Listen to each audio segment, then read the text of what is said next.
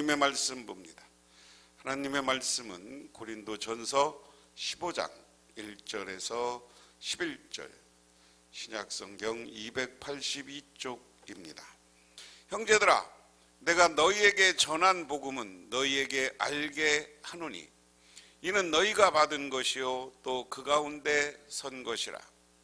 너희가 만일 내가 전한 그 말을 굳게 지키고 헛되이 믿지 아니하였으면 그로 말미암아 구원을 받으리라.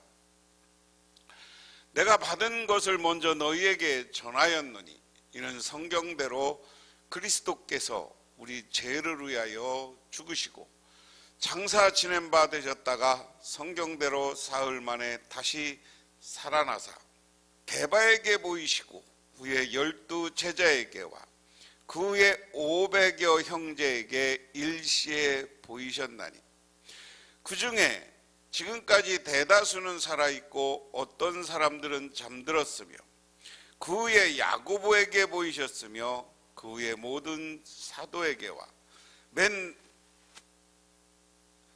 8절 다시 맨 나중에 만삭되지 못하여 난 자 같은 내게도 보이셨느니라.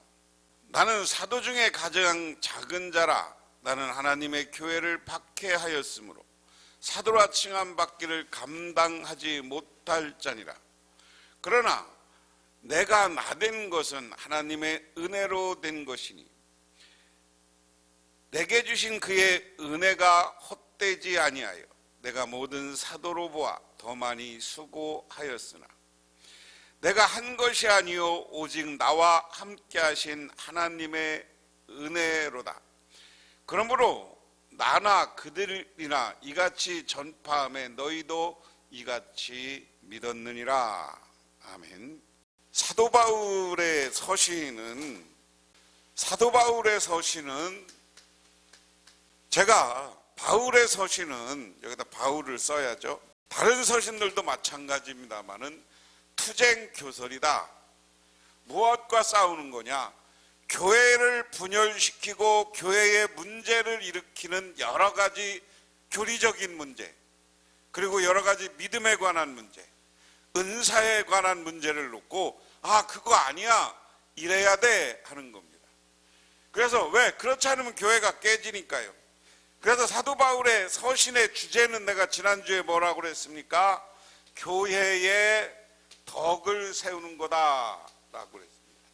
그래서 1장부터 14장까지는 그 이야기예요. 어떻게 하면 교회의 덕이 될까? 우리는 그런 측면에서 모든 걸 고민해야 되는 겁니다. 이제 근본의 문제예요. 근본의 문제가 뭐냐면 우리가 교회와 신앙이 유지되려면 기본적인 믿음의 내용이 있어야 돼. 믿음의 내용. 이건 믿음의 대상이야. 우리가 교회에서 교인들이 지금까지 꼭 믿어야 되는 게 있어요. 이것은 뭐 논리적인 게 아니야. 믿음이야, 믿음.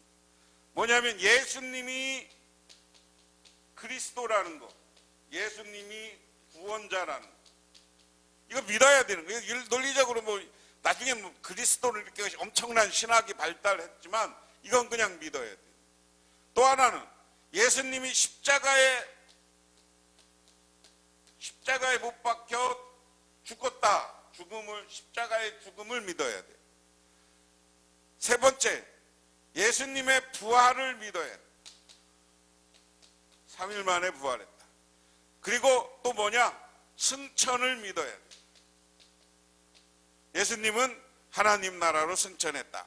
그 다음에 하나는 다시 재림을 믿어야 된다. 재림. 이것은 논리적인 대상이 아니라 우리가 근본적으로 믿음의 대상이에요. 믿음의 대상. 근데 이 믿음의 대상에서 하나라도 문제가 생기면 교인이 아니에요. 이단이거나 사이비가 되는 거예요. 우리가 이 문제를 분명히 하고 오늘 하나씩 말씀을 가지고 이야기를 해봅니다. 자, 뭐라고 했느냐면 복음의 기능이 뭐냐? 형제들아, 내가 너희에게 전한 복음을 너희에게 알게 하노니 이는 너희가 받은 것이 아니요 또 그 가운데 선 것이라. 너희가 만일 내가 전한 그 말을 굳게 지키고 헛되이 믿지 아니하였으면 그로 말미암아 구원을 받으리라.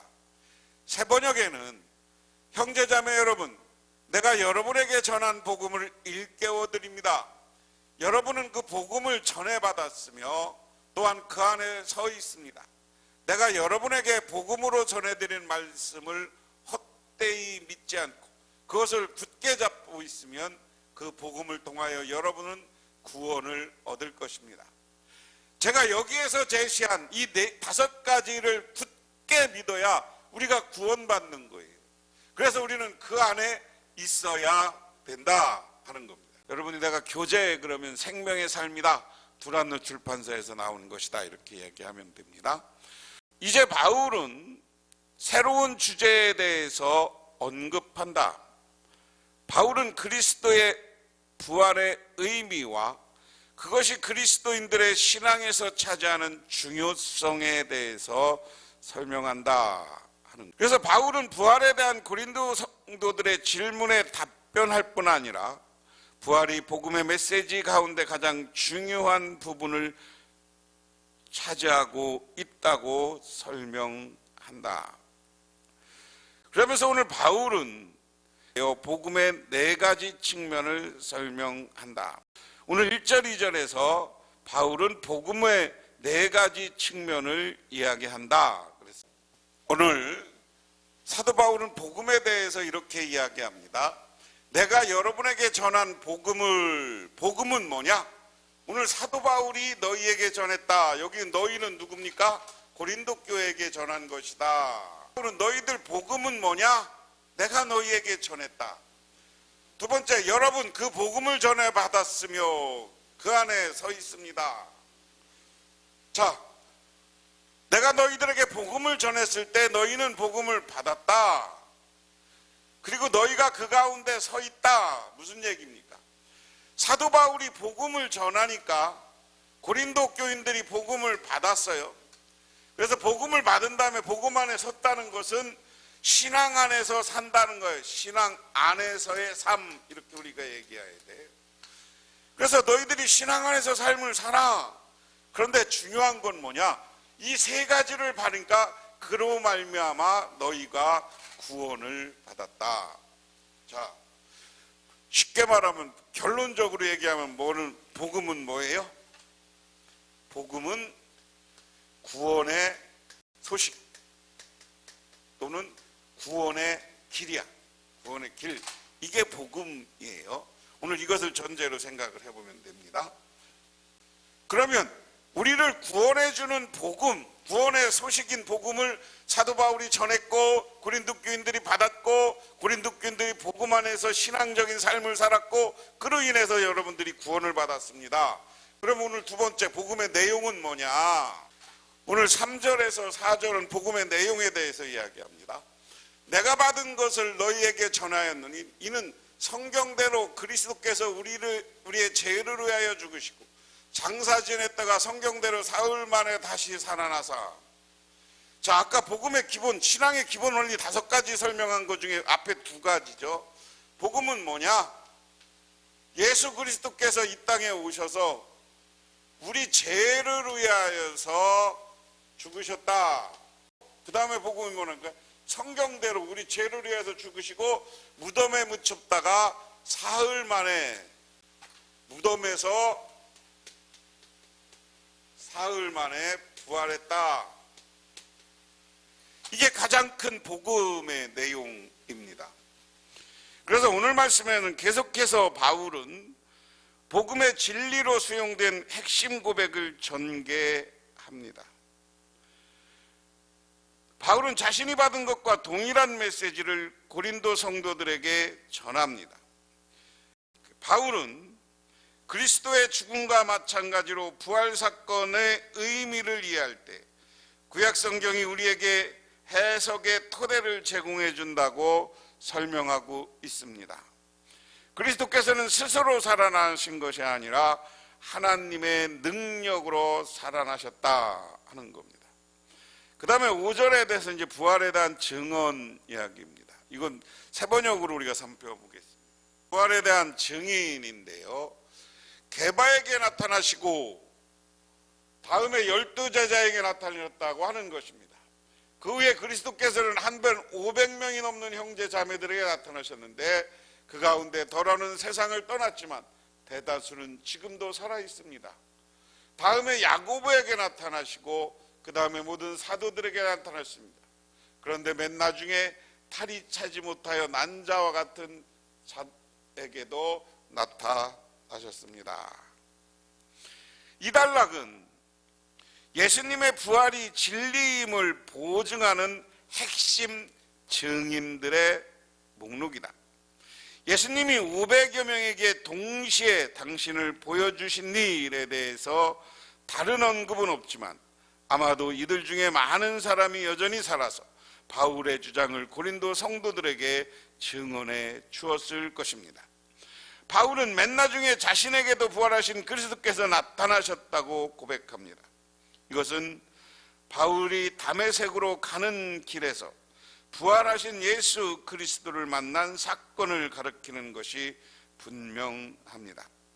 그로써 그는 사도가 되어 그를 향한 하나님의 목적이 성취되기 시작했다 하는 겁니다. 만삭이 되지 못하여 난 자라는 표현은 다른 사도에 비해 상대적으로 늦게 그리스도를 만난 경험을 겸손하게 표현하고 있다. 이게 부활의 증인이 중요한 거예요. 그 다음에 네 번째로 바울의 사도적 직분에 대한 설명입니다. 나는 사도들 가운데 가장 작은 사도입니다. 나는 사도라고 불릴 만한 자격도 없습니다. 그것은 내가 하나님의 교회를 박해했기 때문입니다. 그러나 나는 하나님의 은혜로 오늘의 내가 되었습니다. 나에게 베풀어 주신 하나님의 은혜는 헛되지 않습니다. 나는 사도들 가운데 어느 누구보다도 열심히 일하였습니다. 그러나 이렇게 한 것은 내가 아니라 나와 함께 하신 하나님의 은혜입니다. 그러므로 나나 그들이나 할 것 없이 우리는 어떻게 11절 다시 그러므로 나나 그들이나 할 것 없이 우리는 이렇게 전파하고 있으며 여러분은 이렇게 믿었습니다. 바울은 그리스도를 만나기 전에 그리스도인들을 박해했기 때문에 사도로서 자신의 부족함을 인정합니다. 그래서 그는 스스로 사도들 중에 가장 작은 자, 헬라어는 호엘라키스토스라고 소개합니다. 그러나 아울러 바울은 자신의 이러한 약점을 하나님의 은혜로 극대화하는 기회로 전환시킵니다. 바울은 자신이 박해하는 자로서 이방인의 사도로 변화된 것은 오직 하나님의 은혜로 이루어진 것이라고 설명합니다. 하나님의 은혜가 바울에게 놀라운 효력을 발휘했습니다. 그리고 바울은 그 은혜를 헛것으로 만들지 않고 더 큰 노력과 상당한 성취로 이끌었습니다.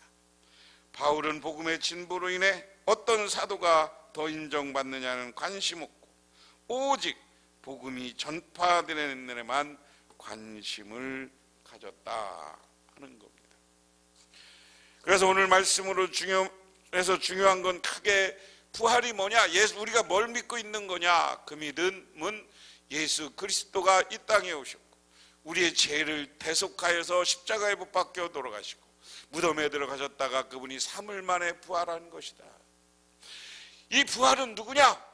오늘 수없이 많은 사람들이 부활의 증인들이고 부활하신 예수님을 만났다. 그 예수님을 만난 사람들의 목록을 쭉 이야기합니다. 그리고 마지막에 자기도 만났다 하는 겁니다. 그러므로 우리는 헛된 신앙에서 벗어나 구원받는 신앙인이 되려면 복음을 믿고 예수 그리스도의 부활을 믿고 세상에 나가 복음을 전하는 사람들이 되어야 되는 줄 믿으시기 바랍니다. 기도하겠습니다. 하나님 아버지 고맙습니다. 오늘도 하나님께서는 저희들을 인도하시고 저희들에게 하늘의 은혜를 내려 주셨습니다. 우리가 예수 그리스도의 은혜로 믿음을 가졌고 이렇게 구원받는 구원자 반열에 섰으니 감사하며 우리는 또 세상에 나가 많은 이들에게 복음을 전하며 예수 그리스도의 부활을 전하며 살게 하옵소서. 예수님 이름 받들어 기도드리옵나이다. 아멘.